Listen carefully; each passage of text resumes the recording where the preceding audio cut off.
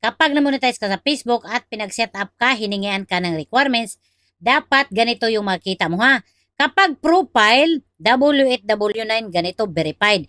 Ibig sabihin, lahat ng requirements na comply mo na.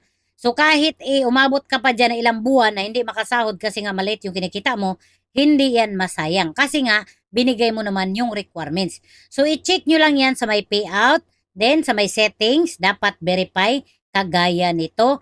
Goods na yan kapag verify na, na-comply nyo na yung requirements. So kapag naman paid, same thing, sa may payout lang din, sa may settings, ganito, W8 for service at W8 for royalties verified. Ibig sabihin, na-comply ko na lahat yung requirements ni Meta. So kapag hindi ka pa man monetize, siyempre wala ka pang makikita na ganito.